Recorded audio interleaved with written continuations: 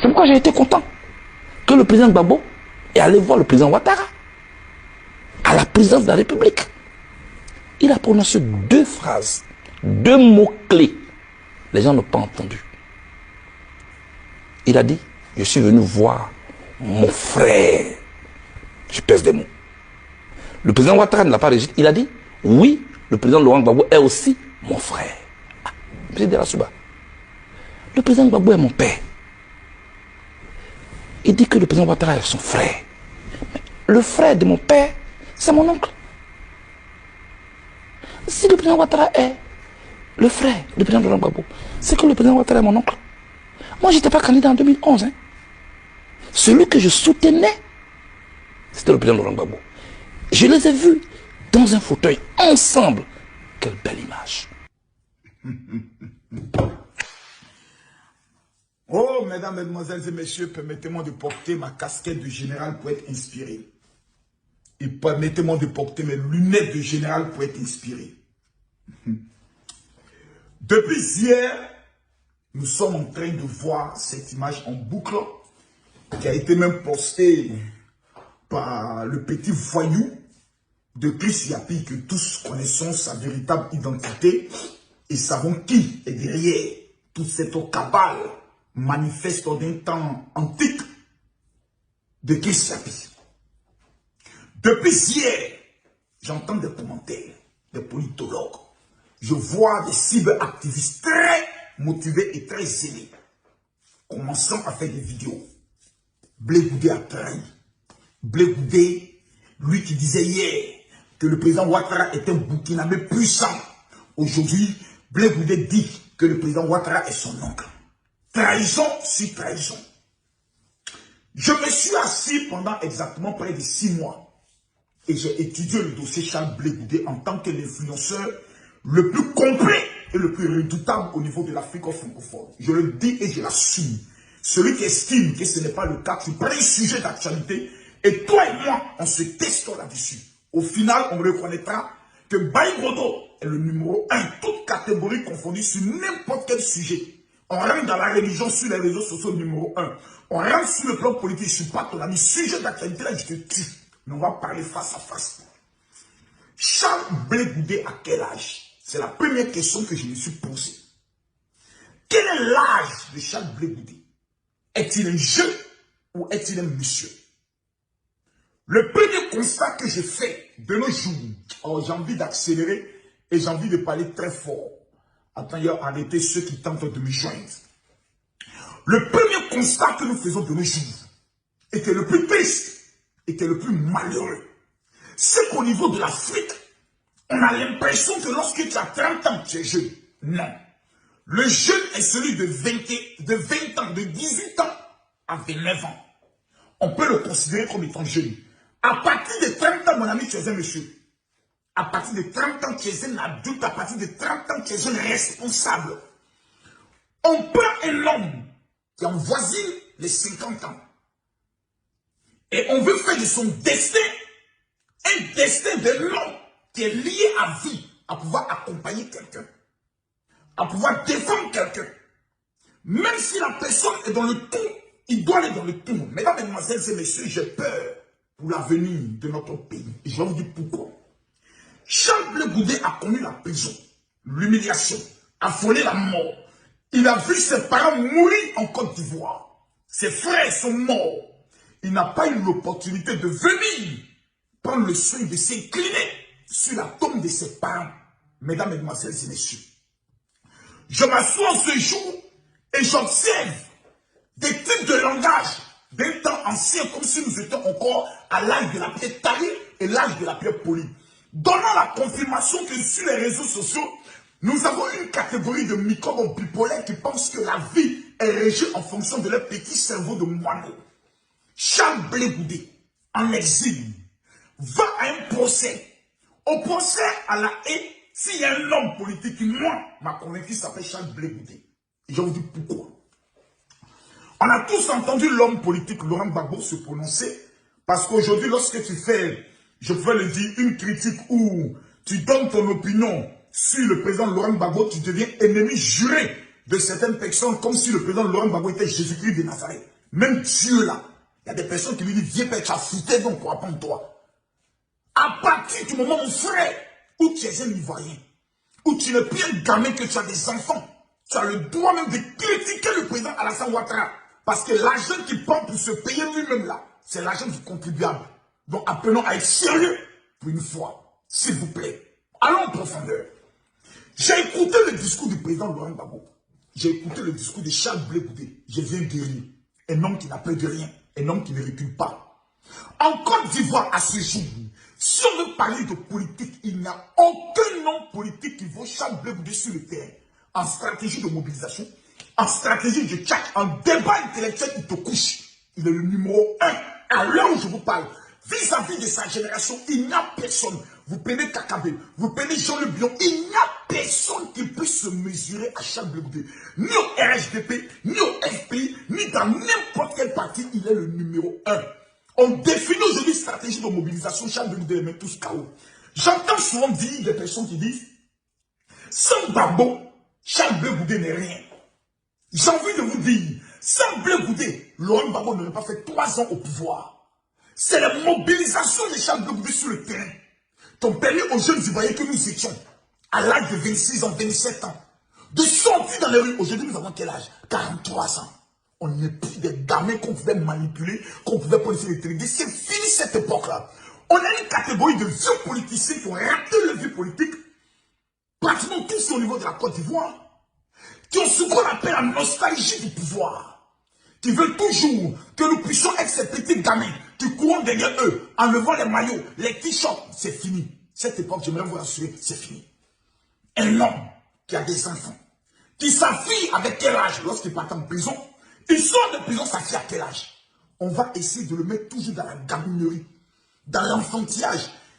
Moi, je suis un peu déçu de Charles Blé Goudé parce que Charles Blé Goudé a beaucoup de choses dans le ventre, on sait tous, on sait tous. Lorsqu'il a fait son écrit en disant que oui, toi tu as encore, on sait tous qu'en Charles Blé Goudé et le président Laurent Gbagbo, il y a quelque chose qui ne va pas. On sait tous que c'est un problème de femme, un problème de fesses est venu détruire cette fabuleuse lutte que pour laquelle plusieurs personnes aujourd'hui sont en exil. Et du fait que Charles Blé Goudé est proche de Simone Gbagbo, on sait tous automatiquement que ceux qui sont autour du président Laurent Gbagbo, qui ont fait allégeance à Mme Nali Bamba, vont prendre le soin de détruire l'image de Charles Blé Goudé par tous les moyens. Donc on est dans une affaire de femmes. Faut pas qu'on se mente ici. Faut pas qu'on se ici pour se jouer les hypocrites. On est une affaire de fesses. Donc même dans l'affaire, ne faites pas chier le monde. Ok. Être fidèle à Simone Gbagbo, là, c'est un film. Simone Gbagbo est cofondatrice du FPI. Ça voudrait dire qu'elle et le président Laurent Gbagbo, sur le plan intellectuel, sur le plan politique, sont des catégories. Ce n'est pas une vanité qu'on peut pas les minimiser. Ils ont des liens qui sont solides, qui existent depuis belle lurette. Aujourd'hui, dans les ailes, Charles Blé Goudé, pour son leader politique, a été obligé de dire des choses, faire des choses. Aujourd'hui, après la prison, à l'âge adulte, constate que lorsque tu es un enfant, tu te comportes comme un enfant, mais quand tu deviens adulte, tu as ce qu'on appelle des responsabilités et des attitudes d'un homme d'État. Aujourd'hui, Charles Blé Goudé veut rentrer en Côte d'Ivoire. On l'a connu sous le nom de Blé la Machette. On a vu la mobilisation des jeunes patriotes. Qu'est-ce qui garantit à l'État que cet individu qui vient ne vient pas pour le désordre? Dès lors, on envoie l'un des hommes les plus pacifiques de ce pays. Vous ne le connaissez pas? C'est le chef de cabinet du président de la République. Il s'appelle M. Claude Saïd. M. Claude Saïd est allé rencontrer Charles Blé Goudé. Renseignez-vous sur qui il est. Apprenez à vous renseigner sur les individus. Parce qu'on parle des gens, mais allez dans le fond, faites des enquêtes, renseignez-vous. Il n'y a pas un homme politique en Côte d'Ivoire qui soit dans l'opposition, qu'il soit au parti au pouvoir, qui a une stratégie politique que cet homme. Il s'appelle M. Claude Saïd. La majorité de certains discours du président de la République, c'est lui qui les écrit. Lorsque l'État est engagé dans quelque chose, c'est lui toujours qui était sur la LPI pour donner des explications. Tu as assis le coup, tu as l'impression que cet homme, lorsqu'on créait la politique, on l'appelait en tant qu'un conseiller, fin tacticien, un homme pacifique, chrétien, mais qui est un homme doux, qui sait faire les techniques d'approche, un homme d'une humilité incroyable, va rencontrer Charles Blé Goudé. Mon frère, quelles sont les nouvelles? Je vais rentrer dans mon pays. Voici les inquiétudes et voici ce qui a été fait dans le pays.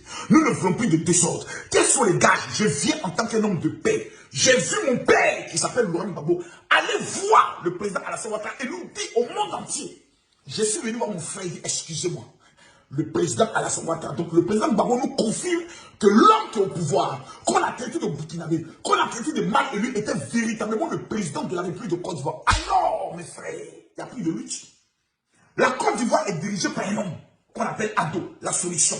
Meilleur président après Félix Houphouët-Boigny, qui a changé l'image de la Côte d'Ivoire. Qu'est-ce que Charles peut faire? La seule chose que Charles peut faire, c'est de se rallier à la République de Côte d'Ivoire. Et l'homme qui incarne la République de Côte d'Ivoire s'appelle Alassane Dramane Ouattara. La Bible déclare, tu prendras le soin de respecter les autorités supérieures. Dans le cas où toi, on te traite comme un mondial. Charles de Gaulle ne fait qu'appliquer ce que la Bible dit. Il s'est fait baptiser. Il croit en Jésus. La Bible dit, tu vas respecter les autorités, tu vas payer pour les autorités, tu vas te soumettre aux autorités. Charles de Gaulle ne fait qu'appliquer la recommandation que la Bible a dit. Le jour où quelqu'un d'autre sera président de la République, il fera la même chose, contrairement à un autre qu'on connaît pour qui s'applique travail. Il dit, on va faire asseoir Alassane Ouattara à terre et on va lui donner des conseils. Entre un enfant qui demande pardon depuis des mois, qui veut rentrer dans son pays, et un enfant mal élevé qui dit qu'il va faire asseoir son papa, entre les deux, qui doit rentrer en Côte d'Ivoire. Soyons sérieux. Dès lors, j'aimerais m'adresser aux jeunes Ivoiriens. Cet appel que je vous lance est un appel solennel, est un appel à prendre au sérieux. Les vieillards, à la barbe blanche, au poil blanc, nous ont trahis. Ils nous ont mis dans la guerre, état d'urgence, couvre-feu. Nous avons aujourd'hui notre destin en main. L'homme qui arrive est l'un des plus grands tacticiens, un des hommes qui aiment les jeunes de Côte d'Ivoire. Mesdames, Mesdemoiselles et Messieurs, il arrive en Côte d'Ivoire. La première des choses que nous devons faire, c'est de lui démontrer que le peuple de Côte d'Ivoire est déterminé pour la paix. Dès lors, lui réserver l'un des accueils les plus foudroyants, les plus glorieux qu'il mérite. Il ne vient pas contre le président Ado. Donc même les partisans d'Ado doivent lui dire de merci. Parce que ce message qu'il vient de donner a désarmé beaucoup de personnes qui l'attendaient comme étant le fer de lance dans le but de répandre la lutte. Blé Boudet vient de le dire. Le temps de lutter là, c'est fini. Le temps maintenant est de dialoguer. Le temps est de faire des propositions contre la proposition vis-à-vis de la vie chère. Celui qui estime que le président Ouattara est un mauvais président, tu nous apportes un programme qui démontre que le président Ouattara est un mauvais président et que toi, sous toi, on mangera mieux. On mangera peut-être 4 fois par jour. Mais ne viens pas nous emmerder dans des combats inutiles. Des combats du passé. Des combats il y a 20 ans. Un enfant qui est né en 2002, lorsque la guerre a commencé en Côte d'Ivoire, aujourd'hui il a 20 ans. La priorité de cet enfant à 21 ans plus tôt est de se poser la question de savoir, dans 5 ans, comment est-ce que je travaille? Dans 5 ans, comment est-ce que j'ai la possibilité de donner une existence à ma vie? Mesdames, Mesdemoiselles et Messieurs, est-ce ce destin que nous voulons donner à nos enfants? Ou est-ce un destin de retourner dans le passé, dans le but de faire des guerres inutiles qui prendront le soin de fragiliser le nord et le sud, sans parler des massacres qui ont eu lieu au niveau de l'Ouest? Cher ami, Blé Boudet arrive. Bapé arrive. Le génie de Pont arrive. C'est maintenant, nous allons lui montrer qu'en Côte d'Ivoire, il y a des personnes qui sont fous de lui, qui croient en lui. Mesdames, Mesdemoiselles et Messieurs, ces histoires d'hommes politiques qui ont trahi le père, qui ont raté les vies politiques et qui sont cachés dans des trous de rats, on ne sait pas où ils sont. Vouloir manipuler l'opinion publique dans le but de nous mettre toujours dans des états de guerre est fini. Au stade où nous sommes arrivés, Charles Blé Boudet a compris qu'à un niveau dans la ville, il y a des luttes bêtes dans lesquelles on ne s'engage plus. Tous ces opposants que vous voyez en Côte d'Ivoire, pour qui les gens sont morts, pendant que je vous parle, eux tous boivent coupe de champagne. Ils mangent caviar. À la fin du mois, ils ont les jets. Vous les entendez parler?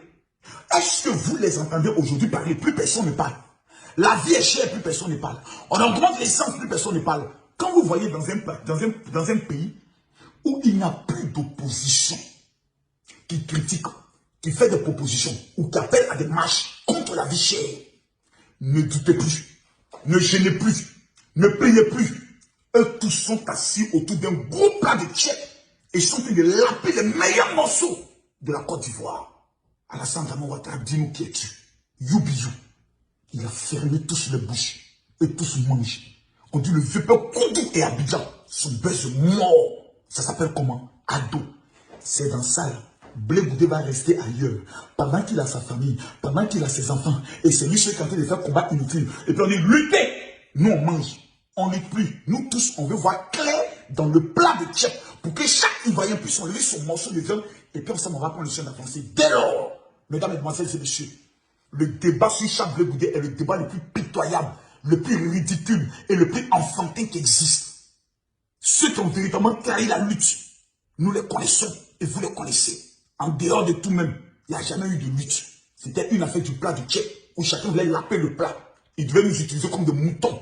Ils nous utilisent comme des chameaux dans des conditions qu'on ignore. Ils nous mènent souvent en bateau vers des destinations qu'on ignore. Ils allument le feu, ils activent et après ils viennent jouer aux pompiers. Ah, on a tout compris. Au stade où nous sommes arrivés, c'est la mangécratie ou rien. Charles Blé Goudé, le général de l'heure, attend son homologue au niveau de la Côte d'Ivoire. Dès lors, je mets à ma disposition toute ma logistique.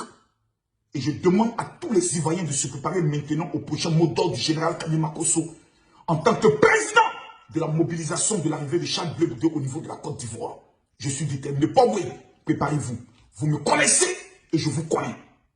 On va réserver quelque chose de spécial à Mbappé parce qu'il le mérite en tant qu'homme de paix qui vient en Côte d'Ivoire jouer son rôle vis-à-vis d'une réconciliation durable et d'une stabilité propre pour que le verbe manger soit conjugué. Vu que la CAN 2023 arrive, on n'a plus besoin de beau, on a besoin de ah, que Dieu nous bénisse. Torcos.